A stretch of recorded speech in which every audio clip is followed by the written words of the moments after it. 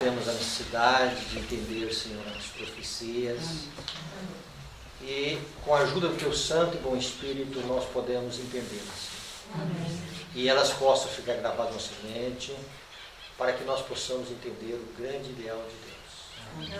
Pai, abençoe os Teus filhos aqui, cada coração, cada representante de família, em Cristo Jesus. Amém. Quando nós vamos a Daniel 11,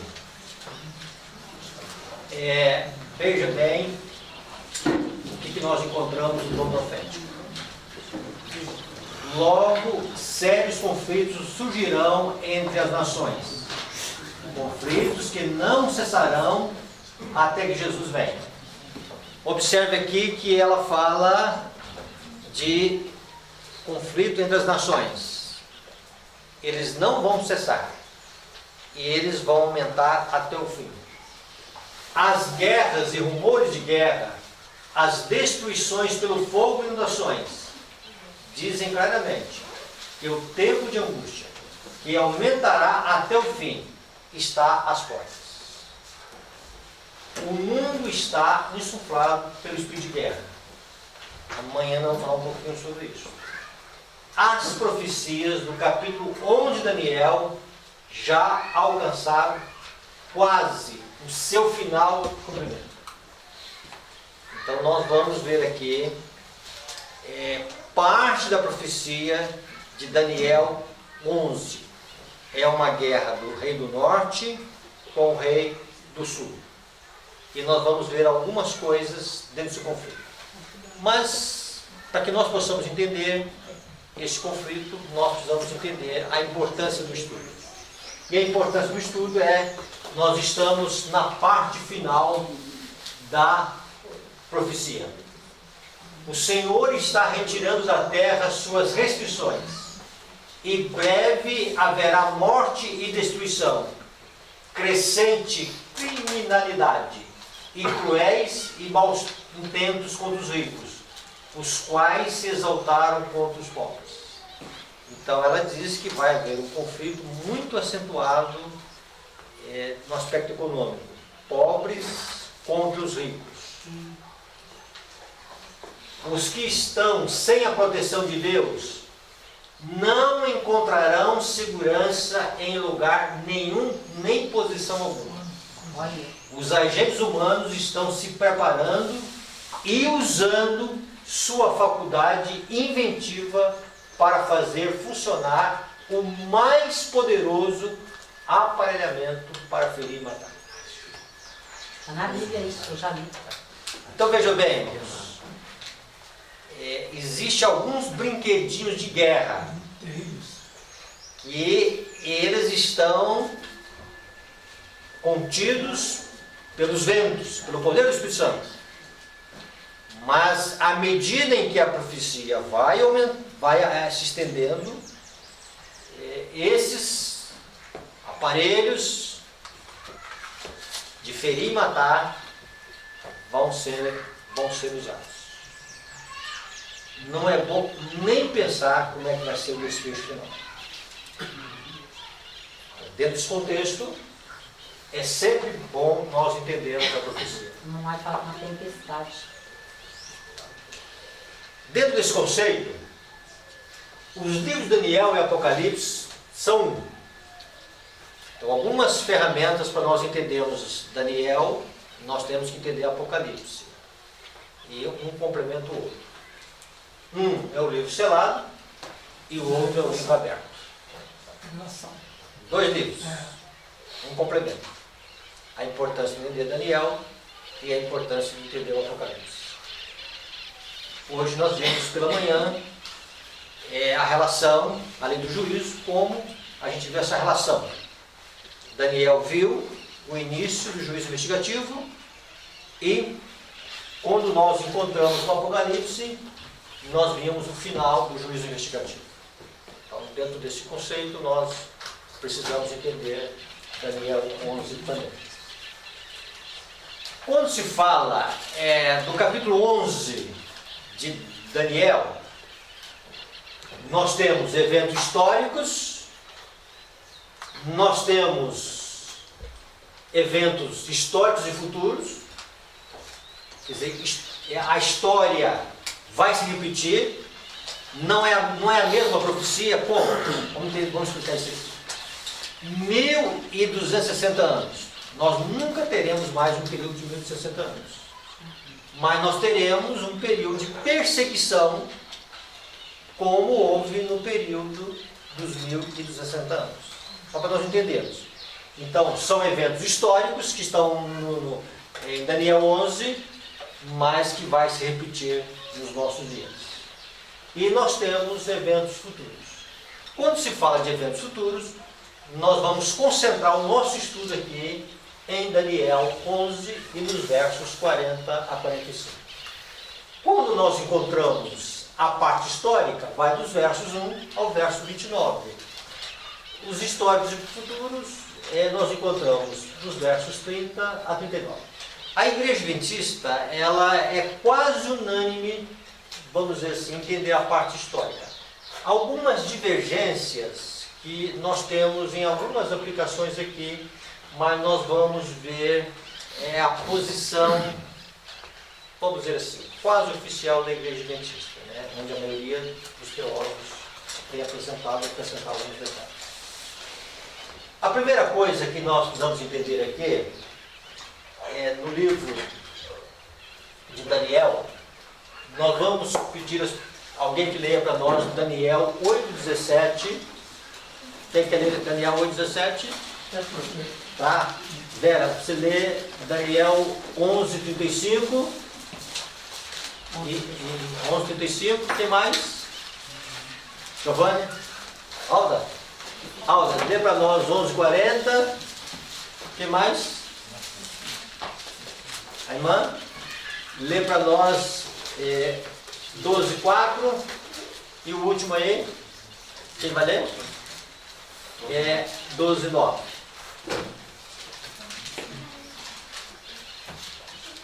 Pode ler primeiro. Veio, pois, para perto de onde eu estava. Ao chegar a ele, fiquei amedrontado e prostrei-me com o rosto em terra. Mas ele me disse: entende, filho do homem, pois essa visão se refere ao tempo do fim. Então, Daniel, ele tem a visão de que até 2.300 tardes e manhãs o santuário estará purificado. Daniel, ele começa a entender de uma forma errada que a profecia seria um prolongamento do cativeiro babilônico. Então ele está angustiado, ele está doente. E agora aparece um anjo dizendo para ele que a profecia não é para os seus dias, é para o tempo do fim. Quando nós olhamos a profecia de 2.300 tardes e manhãs, nós chegamos no ano de 1844. Então, o primeiro conceito que nós vamos ter no tempo do fim aqui é o ano de 1884. Vamos lá. Só passagem. Segunda passagem. Alguns dos sábios cairão para serem provados, purificados e embranquecidos, até o tempo do fim, porque se dará ainda no tempo determinado. Então, novamente, um outro texto apontando para o tempo do fim. O terceiro, 11:40, Alda. Diz assim: no tempo do fim, o rei do sul lutará com ele, e o rei do norte arremeterá contra ele com carros, cavaleiros, com muitos navios, e entrará nas suas terras, e as inundará e passará. Então, aqui guerras entre o rei do sul e o rei do norte. Novamente, a expressão tempo do fim. Quem está com 12:4? Tu, porém, Daniel, encerra as palavras e sela o livro até ao tempo do fim. Muitos o esquadrinharão e o saber se multiplicará. Tempo do fim. Vamos voltar à história aqui.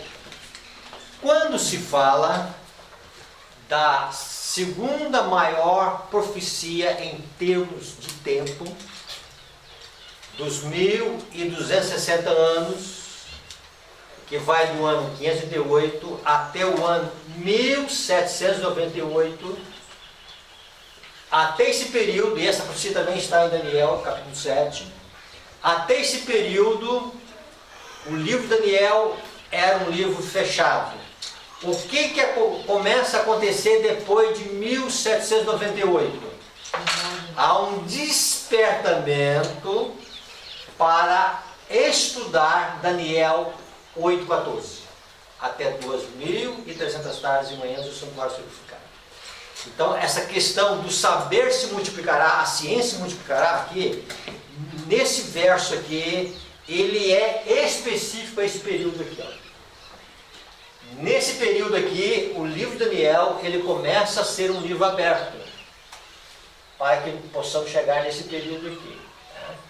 Então, aqui nós temos um período, que é o termo da apostasia, no sentido do período da supremacia papal, e aqui nós temos um período em que começaria o juízo investigativo.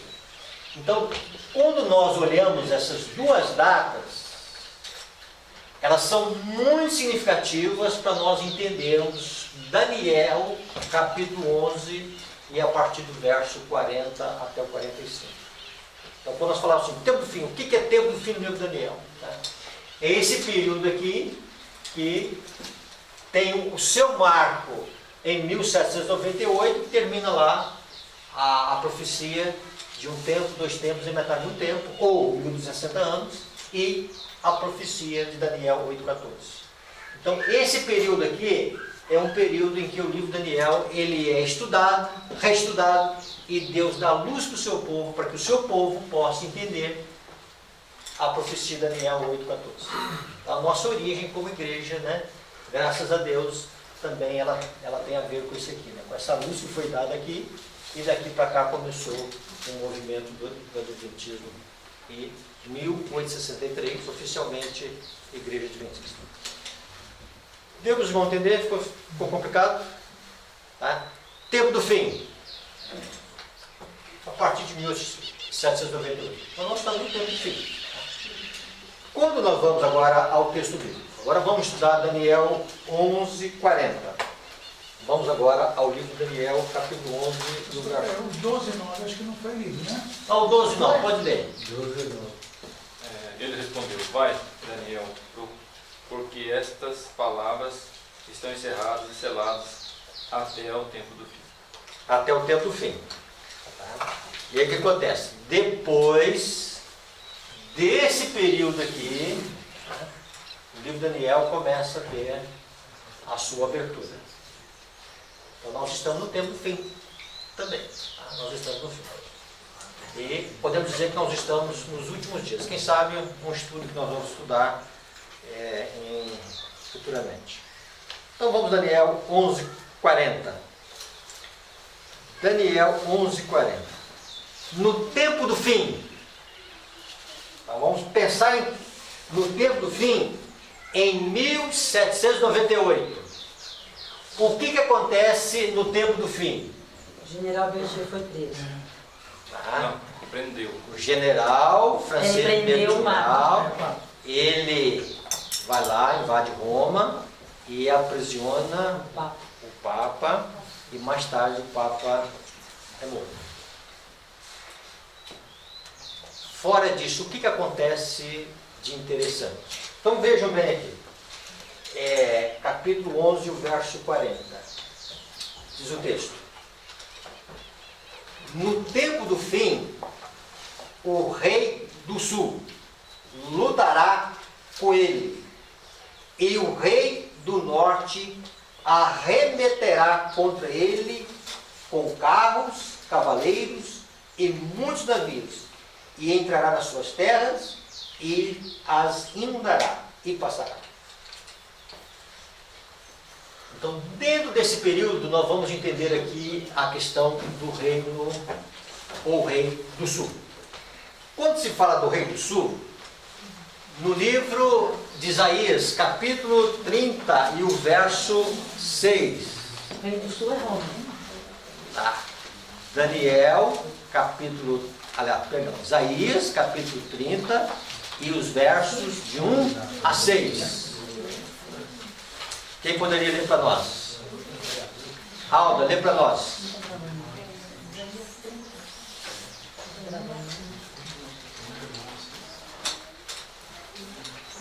30, de 1 a 6.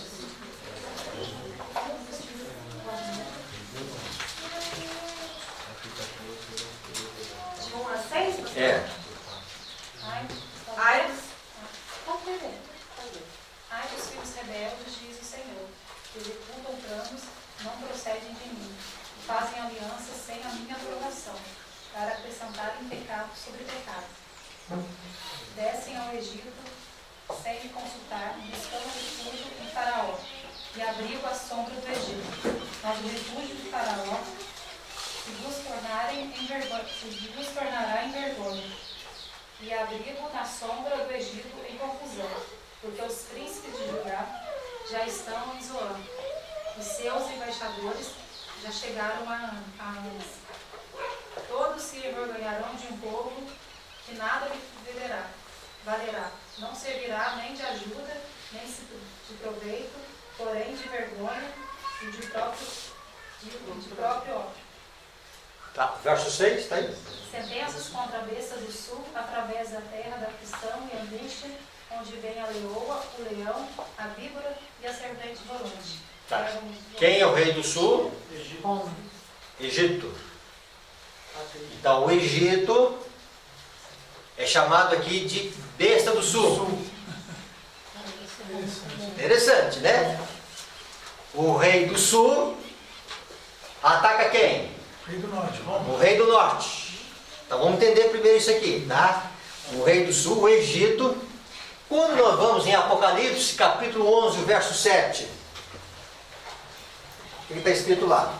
Vai chegar uma hora que é Roma também, o rei do sul, não é? Não. Quando tiver não. então concluído o testemunho que devem dar, a besta que surge do abismo pelejará contra elas e as vencerá e matará. Tá. Então veja bem, o que ele deu aí? A besta que surge Do abismo. do abismo. Que besta é esta que surge do abismo? França. A França. Tá? A França. E veja bem o verso 8. E o seu cadáver ficará estirado na praça da grande cidade que espiritualmente se chama Sodoma e Egito, onde também o Senhor foi crucificado. Mas Jesus não foi crucificado, não foi em Jerusalém? Foi. Então Jesus foi crucificado na pessoa dos seus santos na França. Então, vamos agora voltar os nossos olhos para a França.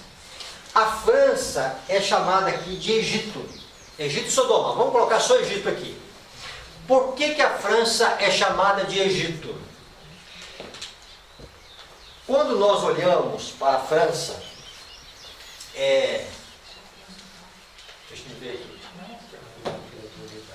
Nós temos que entender que Êxodo 5:2, Faraó vai dizer, o rei do Egito, quem é o Senhor cuja voz eu ouvirei? Para deixar Israel?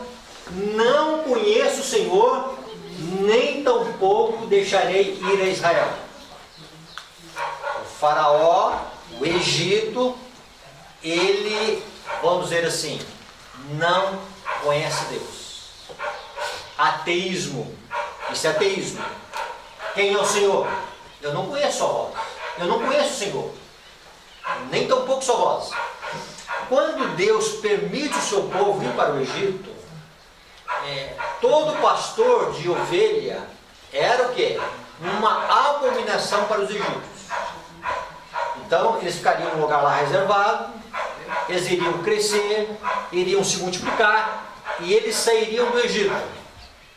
Só que eles foram gostando do Egito e os casamentos foram acontecendo, o tempo foi passando e até que vai aparecer agora alguém que não conheceu José e vai então colocar o povo de Deus numa escravidão. Mas o Egito é o símbolo do ateísmo. Por isso que a França é chamada de Egito, pelo ateísmo. Isto é ateísmo. E a nação representada pelo Egito daria expressão a uma negação idêntica às reivindicações do Deus vivo e manifestaria idêntico espírito de incredulidade e desafio.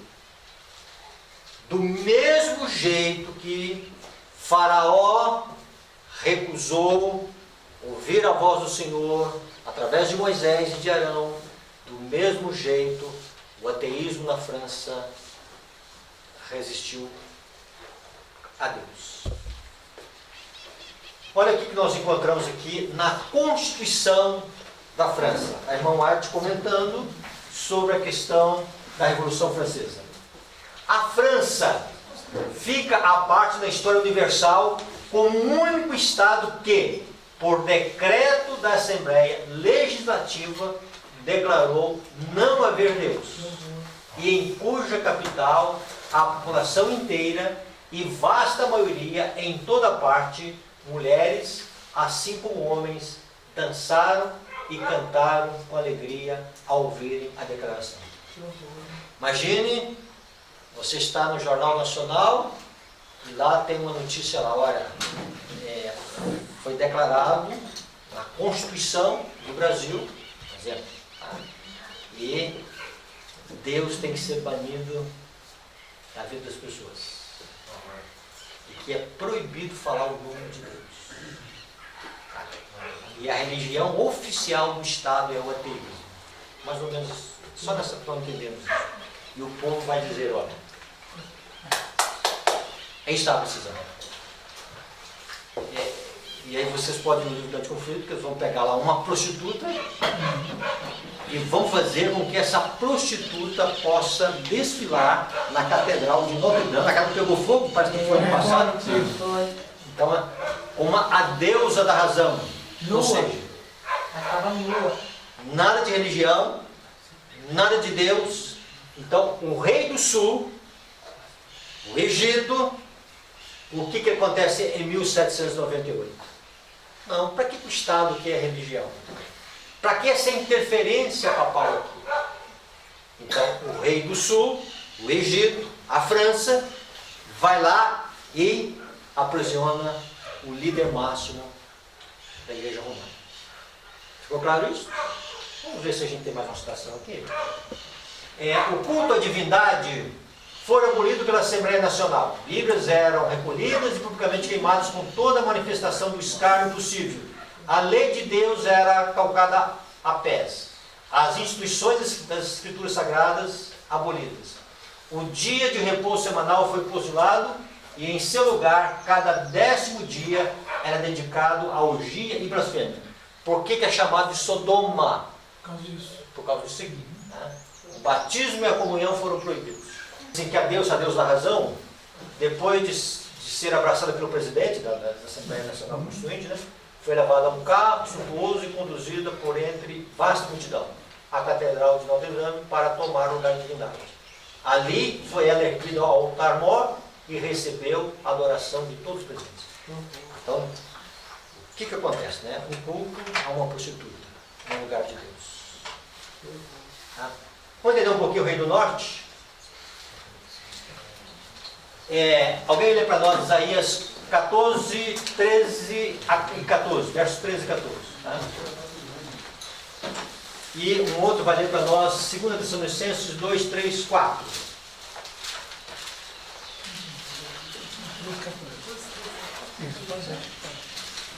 Tu dizias no teu coração: eu subirei ao céu, acima das estrelas de Deus exaltarei o meu trono, e no monte da congregação me assentarei nas extremidades do norte. Subirei acima das mais altas nuvens e serei semelhante ao Altíssimo. Então, no norte, olha aqui o norte, não foi isso que ela leu? Isso. Tá? Então, o norte, quem é que está no norte? Deus. Deus. O Egito? No sul. Sul. Quem é o Senhor? Não conheço. Não conheço. Ateísmo. Tá? Olha os extremos. Deus norte e sul Egito. O ateísmo. Agora vamos 2 Tessalonicenses, capítulo 2, versos 3 e 4. Quem não leu ainda? Ninguém de maneira alguma vos engane, porque não será assim sem que antes venha a apostasia e se manifeste o homem do pecado, o filho da perdição, o qual se opõe e se levanta contra tudo que se chama Deus, ou se adora, de sorte que se sentará como Deus no templo de Deus, querendo parecer Deus. Então, veja bem. Aí tem alguém na terra que quer assumir o lugar de Deus. Como aconteceu no passado, esse poder, ele se levanta contra Deus. O que aconteceu?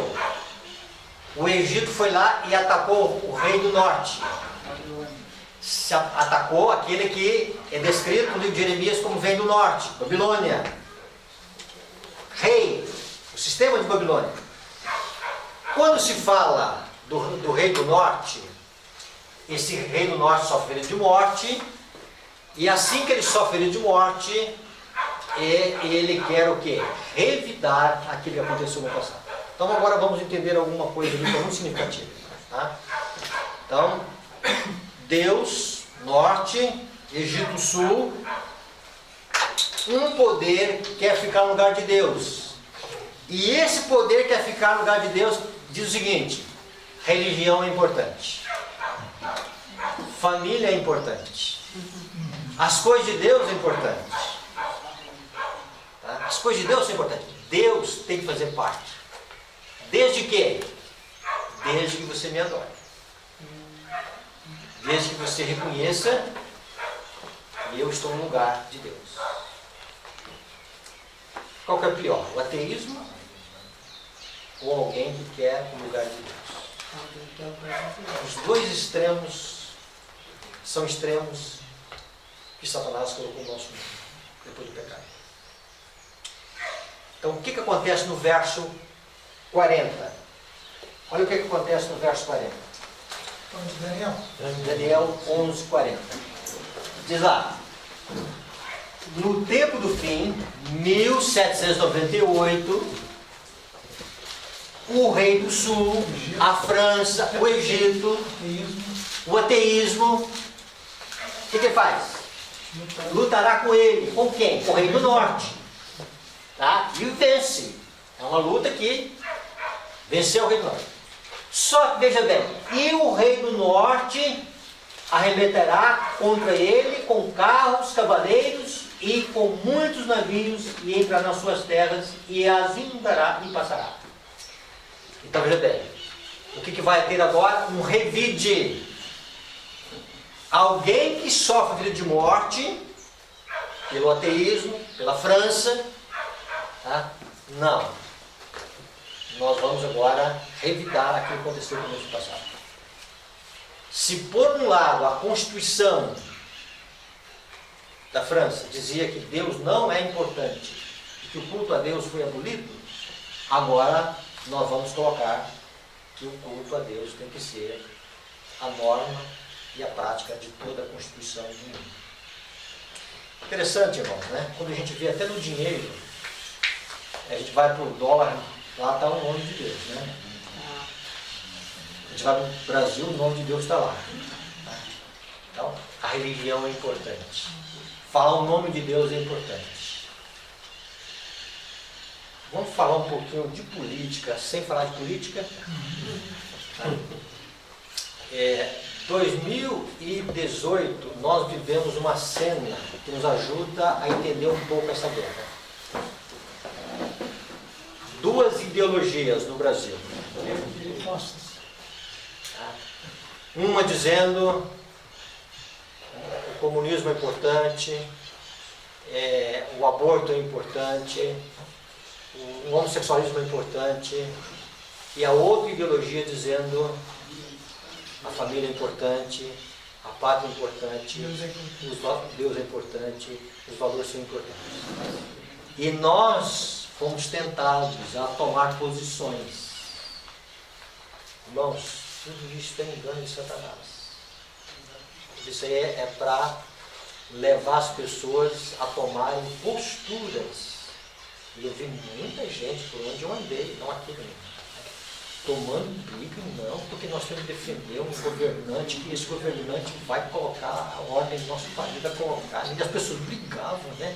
E os irmãos criaram inimizade, certo? E aí o que acontece, irmão? Né? E aí o que acontece? Eu não sei explicar para os irmãos o que é pior. Tá?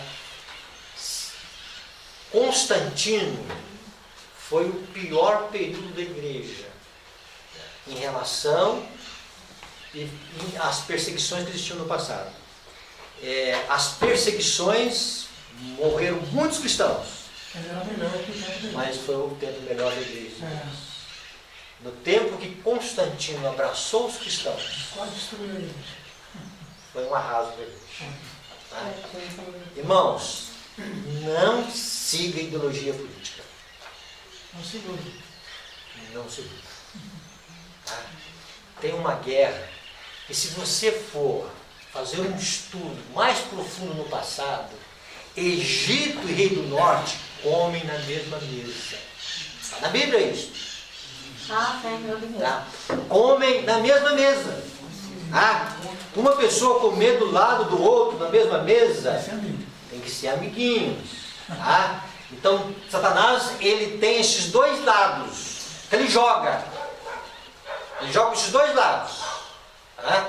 De um lado ele quer ver o espírito de Faraó, e de outro lado ele quer ver o espírito do anticristo. Tá? Só que o anticristo fala em nome de Deus, fala da pátria, fala da família, fala contra o aborto, contra um monte de coisa. Tá? Então veja bem. Tá aqui, eu vou ler Então- o texto, pode ler?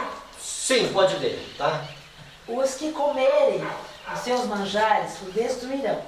O exército deles será arrasado e muitos cairão traspassados. Também esses dois reis se empenharão em fazer o mal, e em uma só mesa falarão mentiras, porém isso não prosperará, porque o fim virá no tempo determinado. Comem na mesma mesa. São amiguinhos. Falava mentira. Quem está brigando é o mundo aí fora, tá? Então não caia nesta. Tá? Pastor, mas lá é a favor do aborto. Nós não temos essas ideologias. Não é nossa bandeira. Não é nossa maneira. Tá? Nós temos que ver que tem um conflito, um cenário, tá? Mas que esse é um cenário traçado pelo inimigo. Ora cá, ora lá. Estou dizendo isso para não chegar em 2000, se chegarmos até 2000, as coisas estiverem nesse ritmo, né? A gente não tenha esses WhatsApp da vida, Facebook, né? Um adventista contra o outro lá, né? E brigando e dizendo não e tal. Temos, irmão, entender? O que acontece? Então, o Egito vai à França e fere o sistema que é a favor de Deus. Esse sistema que aparentemente é a favor de Deus, vai vir o quê? Vingar. E desvirar com o quê? Navios, cavalos e cavaleiros. Navios. Vamos estudar uns textos sobre navios? Tá? Então vejam bem. Alguém lê para nós aqui, tem que ser rápido, tá? Símbolo de navios na Bíblia, tá? Isso. 27:9.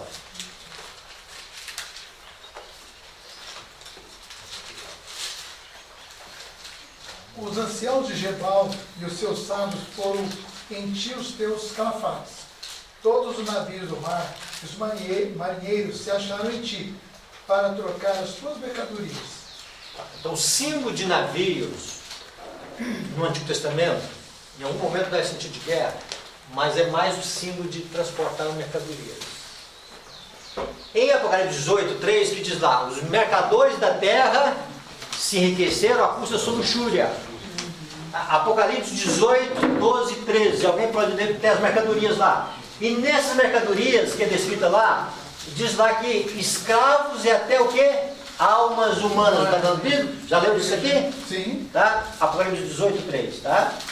Lê para nós alguém Apocalipse 18:13 e Apocalipse 18:19. Canela de cheiro, especiarias, incenso, unguento, bálsamo, vinho, azeite, flor de farinha, trigo, gado, ovelhas, e de cavalo, de carro, de escravo e até almas humanas.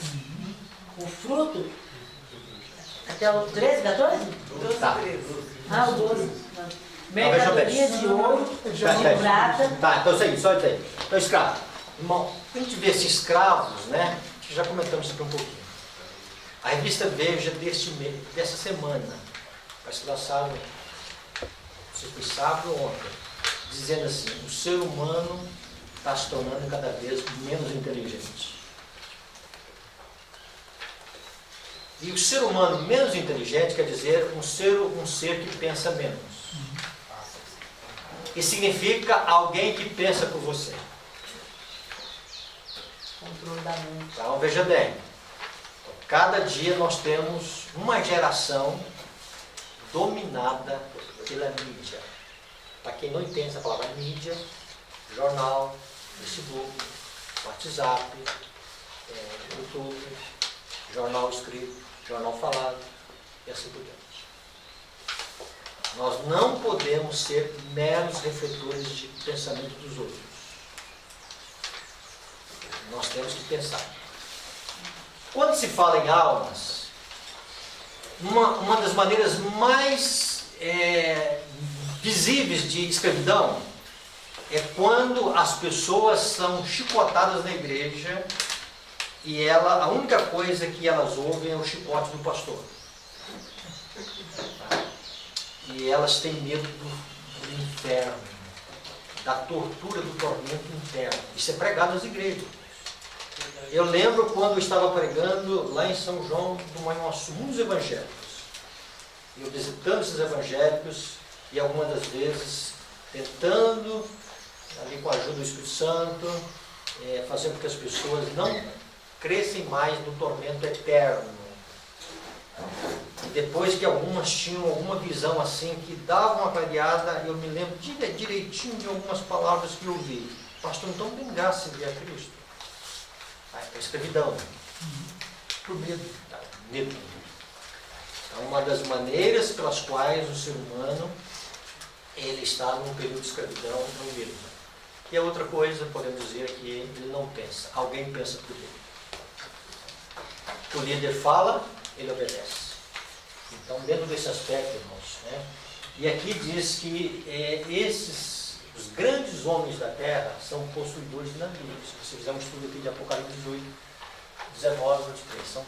Então, são os grandes homens da terra, os homens do poder, os grandes líderes das igrejas, os grandes líderes das corporações econômicas deste mundo, né? Então, dentro de Apocalipse 18, vai se envolver o aspecto religioso, o aspecto político e o aspecto econômico. As três maiores forças que existem aqui na Terra. O poder político, o poder religioso e o poder econômico. Para combater a Deus. Só que estará para a humanidade como a favor de Deus. A tal ponto que vão colocar na Constituição de que o domingo tem que ser um dia dedicado a Deus. Diferente da França. A França é um laboratório. Deus tem que ser banido. Agora, Deus tem que ser aceito. Deus tem que ser aceito. Estão conseguindo visualizar as duas coisas? Deus e o ateísmo? Se nós fizermos uma leitura disso, irmão, nós vamos ter uma leitura até política melhor, tá? Como eu digo política, entender a política sem tomar paixão política, tá? E eu já defini meu candidato para 2022, tá? Já defini. Como eu defini ano passado para o municipal. Eu falei assim, eu vou votar de acordo com aquilo que eu espero do mundo. Desse mundo. Não, parece que acertou aí, né? Então veja bem. Vai lá. Quando nossa nação renunciar os princípios do seu governo de tal forma que vote uma lei dominical, nesse próprio ato o protestantismo dará a mão ao papado. Isto não será uma outra coisa senão dar vida à tirania que há muito tempo aguarda ansiosa a sua oportunidade de saltar de novo para o despotismo Vaticano. Posso ler esse texto? Tá. Ó, Tá. tenho-vos dito estas coisas, para que não vos escandalizeis.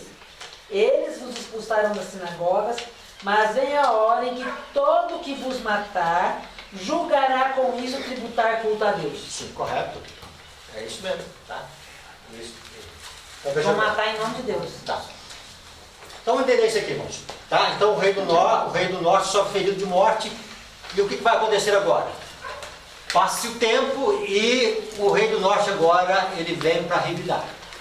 E ele vem com navios, ele vem com poder econômico e ele vem com carros e cavaleiros. Ele vem com poder do seu exército.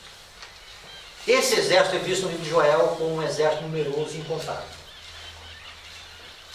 São descritos lá como gafanhotos. Exército.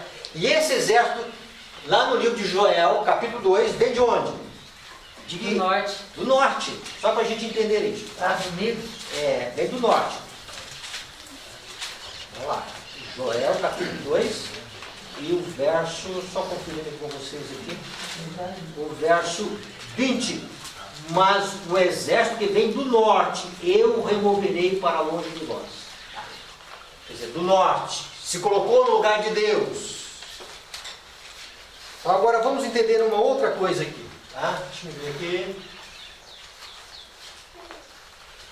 Jogou uma coisinha aqui. Tinha um mapa aqui. Aqui. Vamos visualizar esse mapa aqui.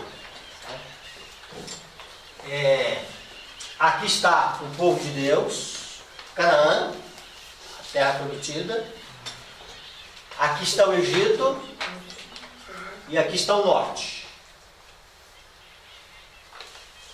É importante entender esse quadro aqui, tá? Essa posição geográfica. O rei do sul, a besta do sul, atacou o rei do norte. O rei do norte, ele vem para revidar com carros, cavaleiros e navios. Mas para ele chegar até o Egito, ele tem que passar por onde? Ele tem que passar pela terra do povo de Deus. Vamos ler isso. Terra gloriosa. Tá? Daniel 11. Vamos para Daniel 11. Arma suas penas nas terras gloriosas. Ainda não. Vamos lá. Daniel 11, os versos, verso 41.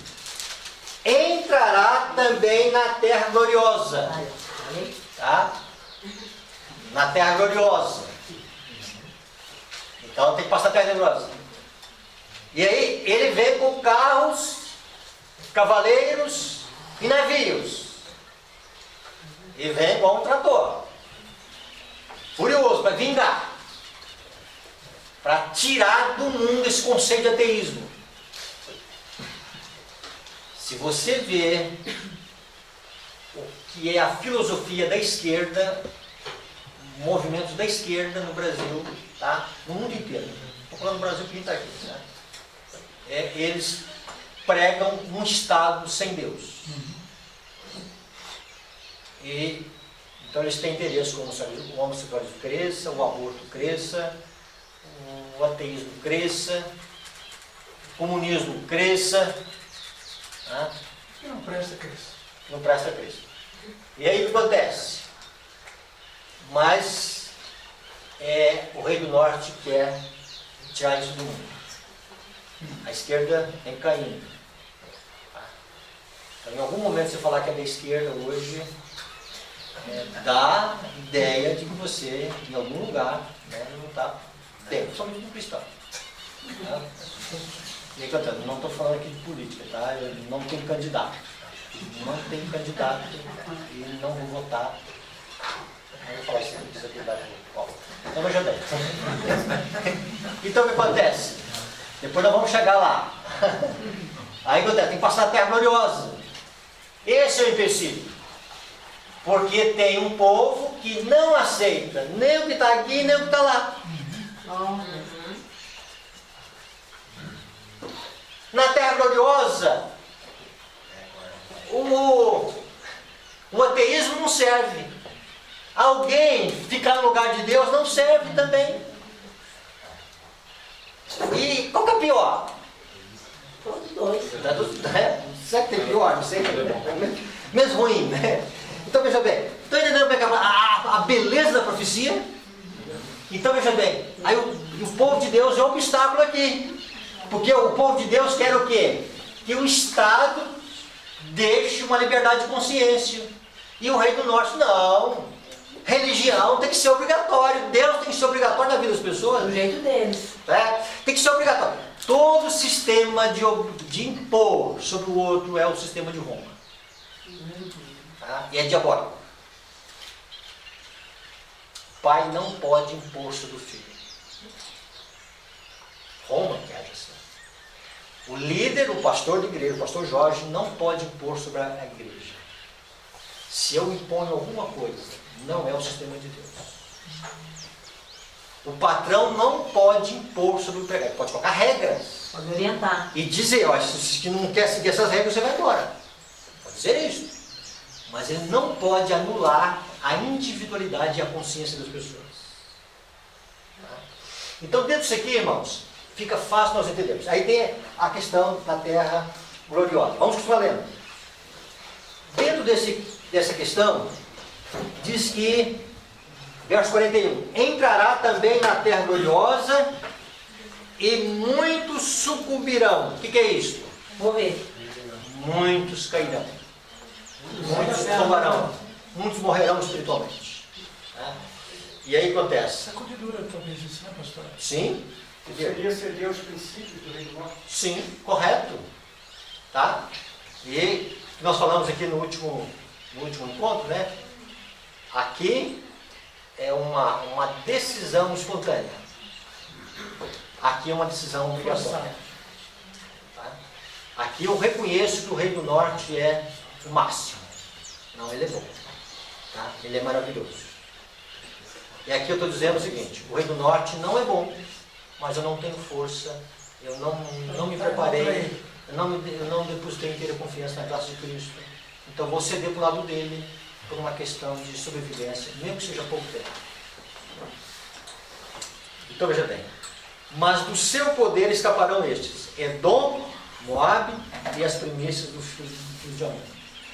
Esses aqui são parentes do povo de Deus. Os edomitas são descendentes de Esaú. Moabe e Amon são descendentes de Noé. É de Ló? Ló. Obrigado, tá? Obrigado. De Ló, tá? E aí o que acontece? Então vejam bem, dentro desse conceito, muitos que estão em terras pagãs vão tomar posturas do lado de Deus. Escaparão. Na hora 1/10, muitos vão tomar posições pelo lado da terra gloriosa. Pastor, o Rei do Norte é Jesus, né? Só que Satanás, ele quer assumir o poder de Jesus, por isso que ele se torna o Rei do Norte. Sim, seria correto. isso aí? Isso, correto, perfeito. Tá? Perfeito. Vamos continuar lendo. E a terra do Egito não escapará. Olha, o Egito não vai escapar. Só para falar de Egito.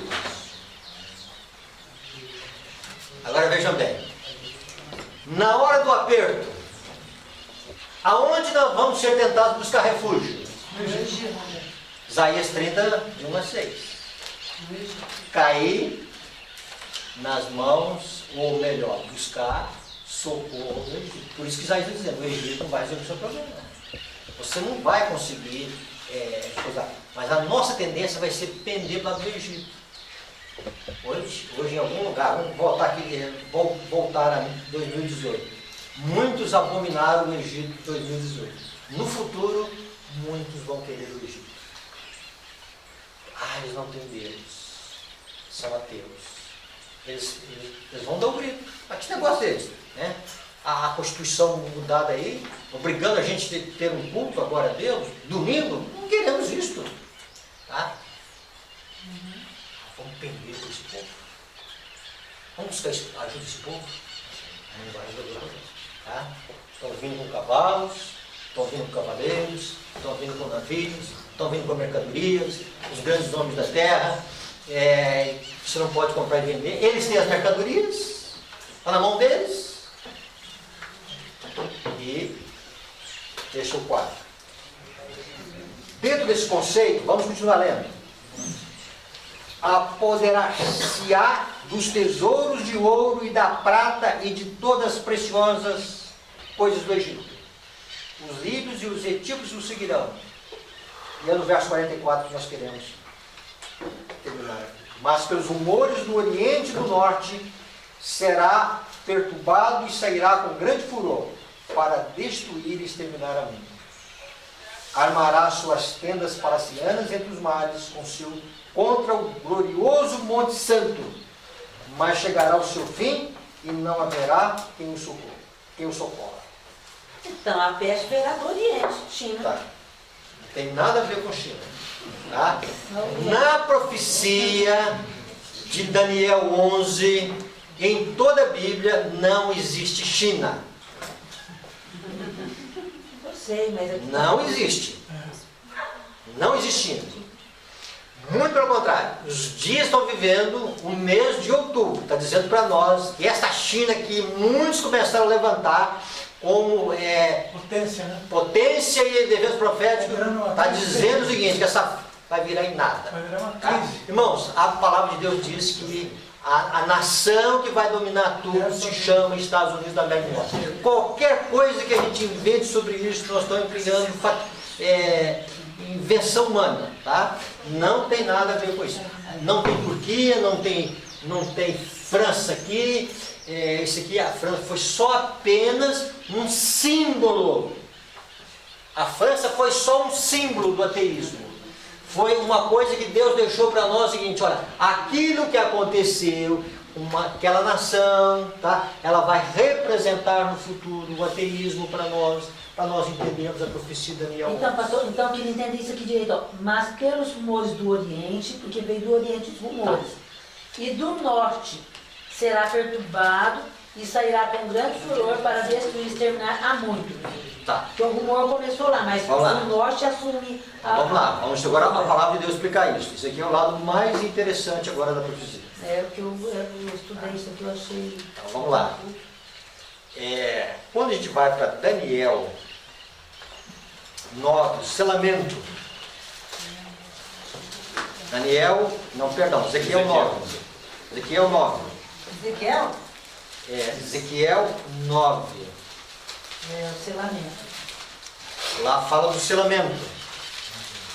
Tem um aspecto aqui muito interessante em Ezequiel capítulo 9.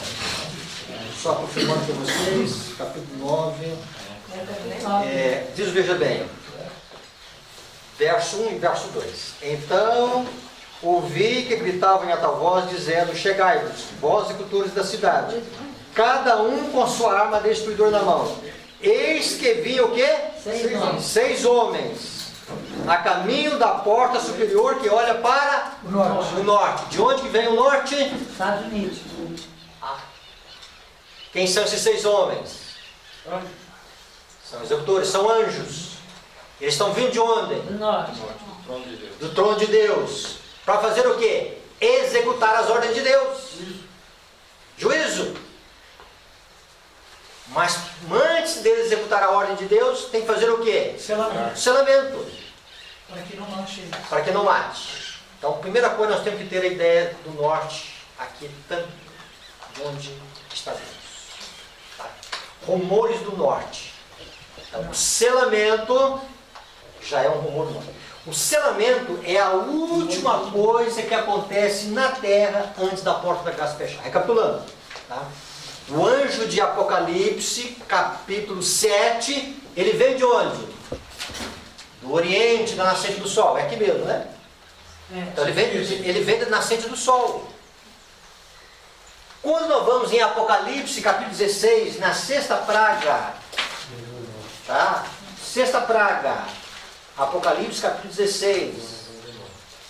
Olha aqui, capítulo 16. Capítulo 16. Para preparar o caminho dos reis que vêm do lado do nascimento do sol. Quem são esses reis? Jesus. Jesus. Reis, plural. Quem mais? O Pai. Qual que é o versículo? 12. 12. Né? Então estão com o Deus Pai aí Pai, também. Deus Filho. Deus Pai, Deus Filho, tá? Tanto é que em Apocalipse 6, no sexto selo diz lá, né? Quem poderá escapar da ira deles? Qual da passagem? Então, Isaías, capítulo 6, e o verso... Apocalipse, capítulo 6, e o verso 16. E disseram aos montes e aos rochedos: caí sobre nós, e escondei-os da face daquele que se assenta no trono e da ira do Cordeiro, porque chegou o grande dia da ira deles. Tá? Olhando para Jesus, nós veremos o Pai. E voltando àquela frase que nós já mencionamos do Espírito e Cia, né? Jesus vem com a sua glória. Jesus vem com a glória do Pai. E a Selma do Senhor vai dizer que a glória do Pai e a glória do Filho ver-se-á que é a mesma coisa.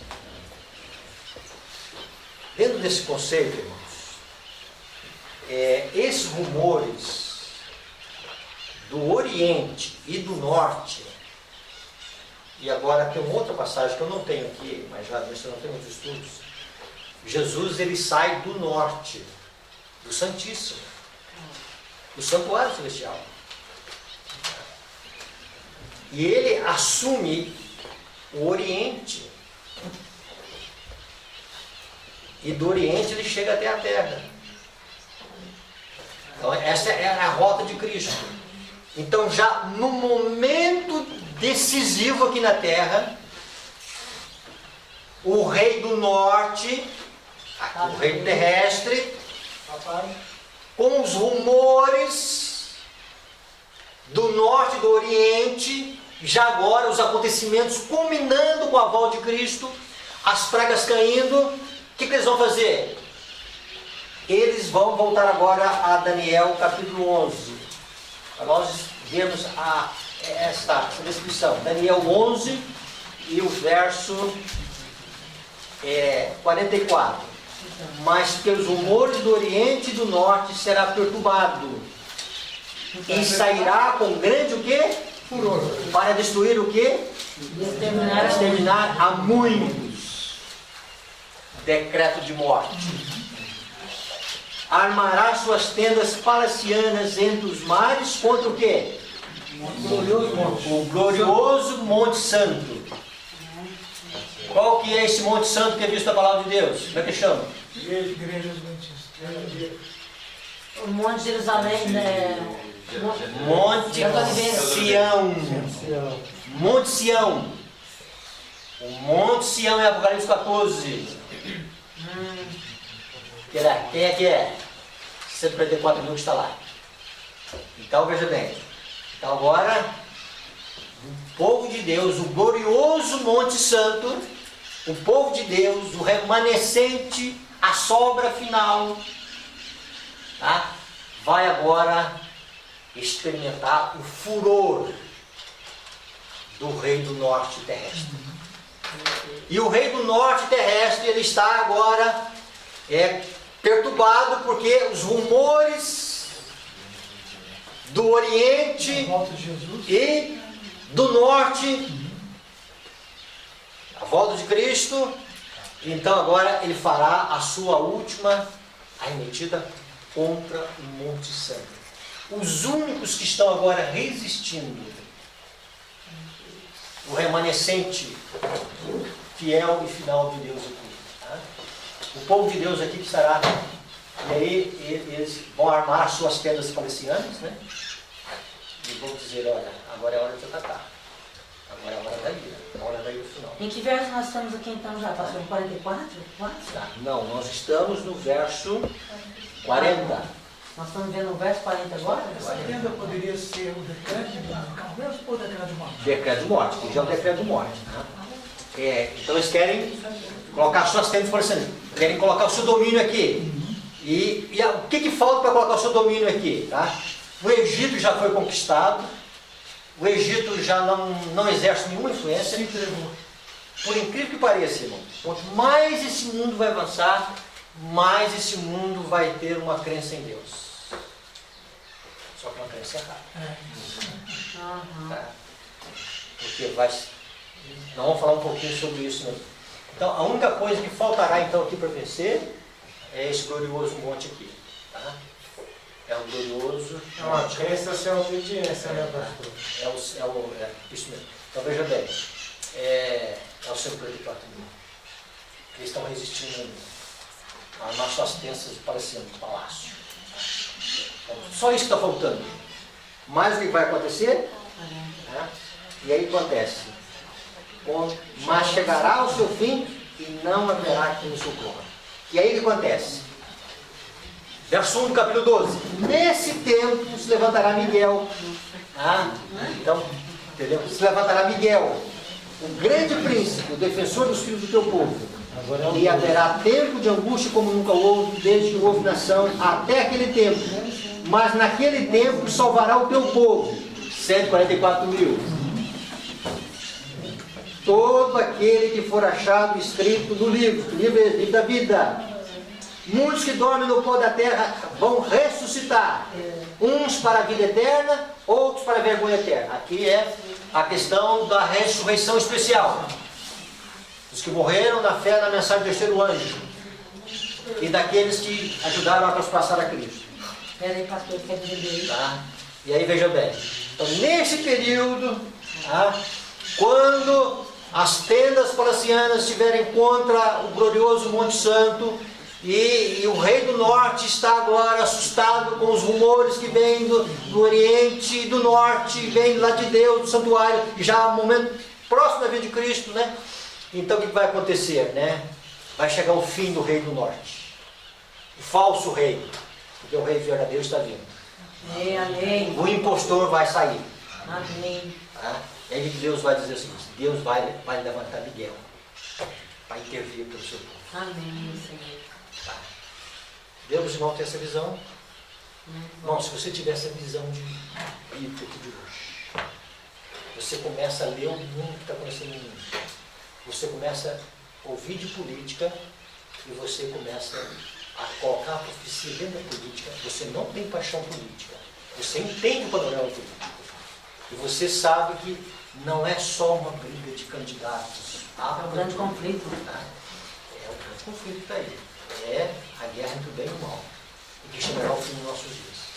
Então nós estamos no tempo em que o rei do norte está vindo já com seus cavalos de guerra, com seus navios, para comercializar suas mercadorias e combater aqueles que estarão no seu caminho. E vão vir forte, porque sofreu a ferida de morte, e essa ferida de morte já faz aí mais de 200 anos, né? Tá? E ela está custando a cicatrizar. E aí é o seguinte, e esse ódio está sendo amargurado no coração de quem foi ofendido, né? Quem foi ofendido e agora quer revidar. E quer colocar o mundo como um mundo que segue a Deus, ainda que seja de uma forma contrária ao que Deus coloca. Então, isso aqui é a visão da profecia. Não é maravilhoso nós temos essa visão? Tá? A gente entendeu o panorama profético, né? E a gente entendeu o que Deus está reservando para nós. Se nós ficarmos só naquilo que a irmã White descreveu no dom profético,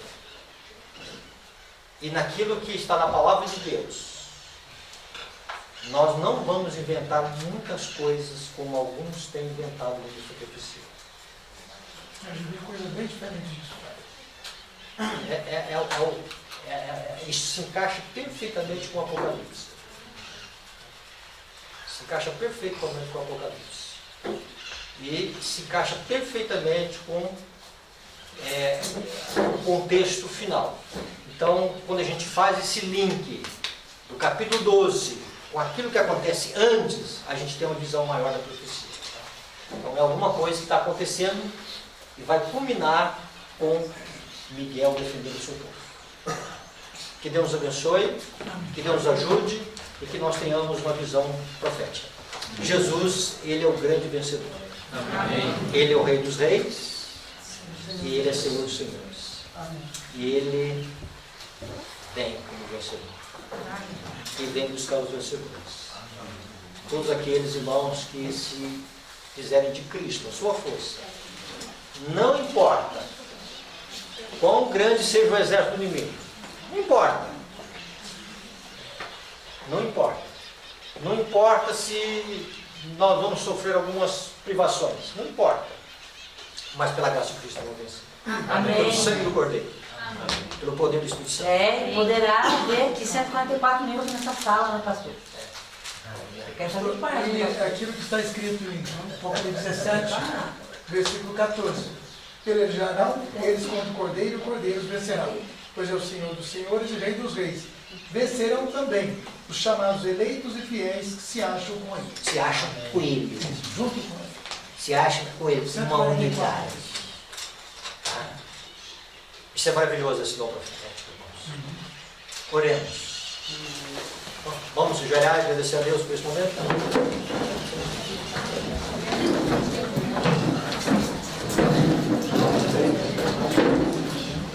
Bondoso Pai, que a Tua graça que é tão poderosa, Senhor. Pai, que na visão profética nós possamos entender, Senhor, o grande ideal que o Senhor tem em cada um dos filhos. Pai, ajude-nos para que nesse cenário de guerra nós vejamos, Senhor, o Teu grande amor e o poder protetor e redentor que é em Ti, Senhor. Pai, que nós possamos nos apoderar do Teu Santo Espírito. Amém. Senhor. Para que nessa luta, Senhor, pelo Teu poder, pela Tua graça operando em nós, sejamos vencedores. Amém.